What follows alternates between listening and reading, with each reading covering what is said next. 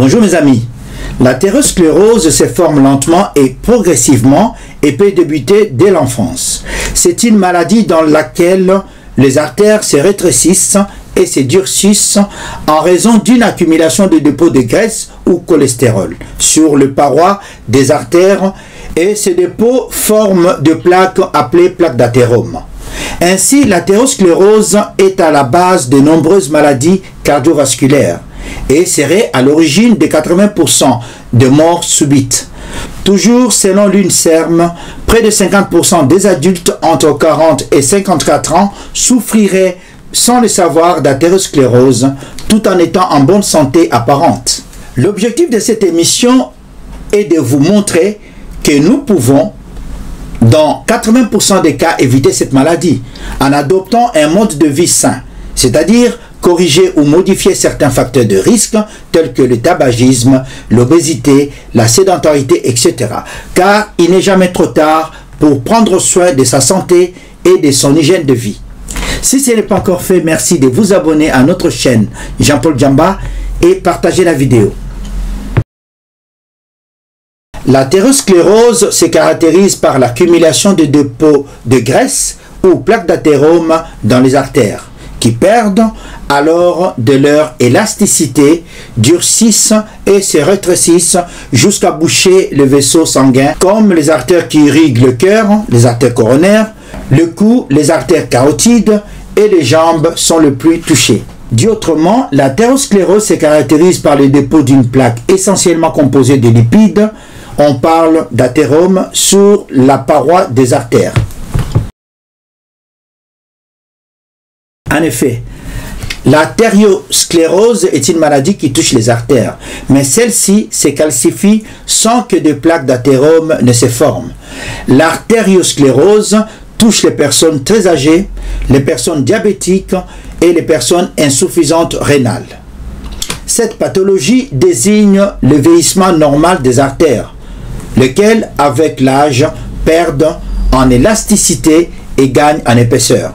Tandis que l'athérosclérose est caractérisée par le dépôt de plaques d'athérome, c'est-à-dire le dépôt des lipides ou excès de cholestérol LDL et d'autres substances dans la paroi des artères.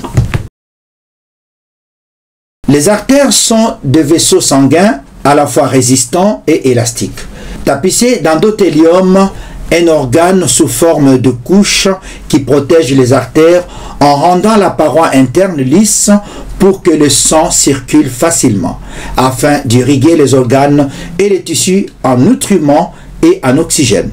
Cependant, en cas d'obésité, de tabagisme, d'hypertension artérielle, de diabète ou d'hypercholestérolémie, d'insuffisance rénale chronique ou chez les personnes âgées, l'endothélium a tendance à s'abîmer et à jouer de moins en moins son rôle de protecteur.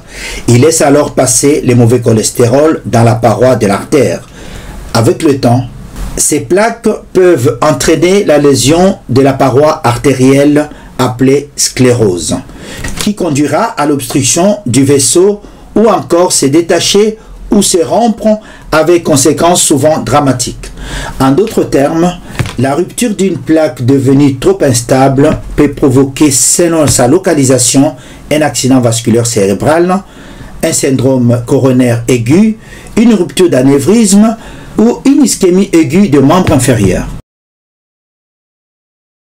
Cette maladie touche particulièrement les artères coronaires qui irriguent le cœur en cas de rétrécissement d'une artère qui entoure le cœur et à présence d'essoufflement progressif à l'effort ou non. On peut suspecter un infarctus du myocarde ou un angor, c'est-à-dire que l'angine de poitrine. Les artères carotides internes et vertébrales qui irriguent le cerveau peuvent être touchées aussi et engendrent l'accident vasculaire cérébral, vertige, etc. Le patient peut avoir des crampes à la marche ou une réduction de son périmètre de marche en cas d'occlusion d'artères de membres inférieurs. Ici, on parle d'artériopathie oblitérante de membres inférieurs. Mais aussi devant une douleur postprandiale, c'est-à-dire une douleur qui vient juste après le repas, Il peut s'agir d'une obstruction des artères qui irriguent les intestins, d'une hypertension artérielle non contrôlée avec le traitement médical si la localisation est au niveau de l'artère rénale.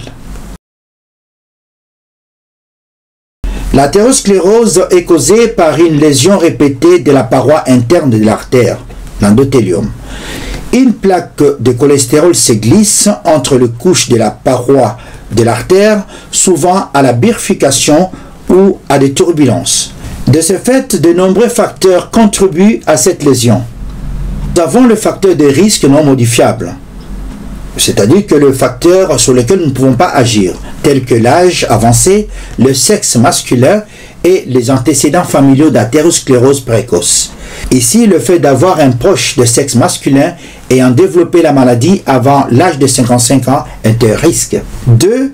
Nous avons le facteur de risque modifiable par la personne.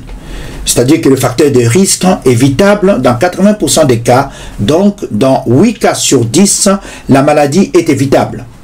La présence de risques cardiovasculaires chez les patients qui sont des grands fumeurs, le patient en surpoids, le patient sédentaire qui présente une certaine consommation excessive d'alcool ou qui ont d'autres maladies telles que le diabète qui augmente jusqu'à 7 fois le risque de développer une artériopathie ou une hypertension artérielle mal contrôlée.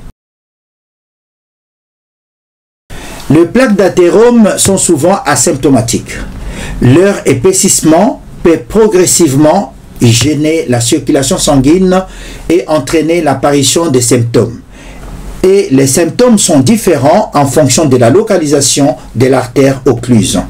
Par exemple, l'essoufflement à l'effort ou à la marche, le vertige, les douleurs thoraciques doivent vous alerter. Dit autrement, l'athérosclérose ne provoque dans un premier temps aucun symptôme. Puis, le rétrécissement des artères s'aggrave et entraîne un ralentissement de la circulation sanguine et une moins bonne oxygénation des organes, cœur, cerveau, muscles des jambes, etc. Et les symptômes de la maladie cardiovasculaire apparaissent tels que essoufflement, vertige, douleurs thoraciques, etc. Autrement dit, l'athérosclérose est une maladie progressive et difficilement détectable car le premier symptôme ou signe arrive lorsque les artères commencent à se boucher. La manière dont l'athérosclérose est diagnostiquée par le médecin varie selon que la personne présente ou non des symptômes. Souvent, une analyse de sang à la recherche de facteurs de risque et ou suivi d'un examen d'imagerie à la recherche de plaques d'athérome ou plaques dangereuses. On ne peut pas faire disparaître l'athérosclérose.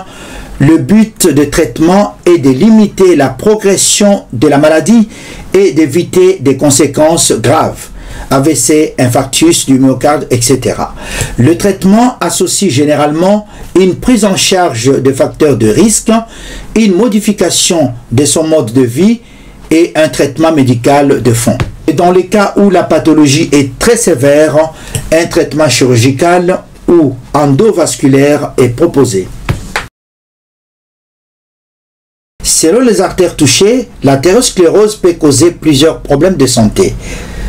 Comme nous l'avons vu, si une artère coronaire est affectée par la plaque d'athérome, il y a risque d'angor ou angine de poitrine avec des douleurs thoraciques ou d'une coronaropathie qui peut provoquer une crise cardiaque. Si c'est au niveau des artères carotides qui passent dans le cou, se rétrécissent ou sont obstruées, la circulation sanguine vers le cerveau risque d'être ralentie ou même s'arrêter, car un morceau de plaque d'athérome peut se détacher et aller bloquer des vaisseaux, ce qui peut provoquer l'AVC ou un accident ischémique transitoire. Pour prévenir l'athérosclérose, les personnes doivent manger une alimentation saine et équilibrée, favoriser ou opter pour les légumes verts et les fruits, perdre du poids, arrêter de fumer, diminuer le taux de cholestérol LDL, pratiquer une activité physique régulière au moins 30 minutes de marche par jour, par exemple. Réduire la pression artérielle, contrôler son diabète, réduisez votre stress, et réduisez votre consommation d'alcool. Sachez que les aliments que nous consommons peuvent représenter un potentiel danger pour les artères. Il s'agit surtout d'aliments trop riches en acides gras saturés. Les charcuteries, les viennoiseries, le fromage, du sel ou excès de sel, la viande rouge, le beurre, la crème, tous ces produits transformés et le manque d'activité physique peuvent induire de graves problèmes pour votre santé. A l'inverse, les aliments riches en acides gras essentiels font baisser les taux de triglycérides dans le sang et réduisent la pression artérielle. À cet effet, le saumon, le maquereau, l'anchois, la truite, le hareng, la sardine, les fruits et légumes sont des produits essentiellement recommandés pour maintenir en bonne santé ces artères. Certains aliments comme le chou et les épinards seraient particulièrement bénéfiques pour réduire l'inflammation de l'artériosclérose selon une nouvelle étude suédoise. Je termine cette émission par le conseil de ma mère qui me disait en tétéla que papa Dembakin de Kamanyamase, ce qui veut dire en français papa, être en bonne santé est beaucoup mieux que d'avoir un bon plat composé du riz, de la viande et du poisson. Merci.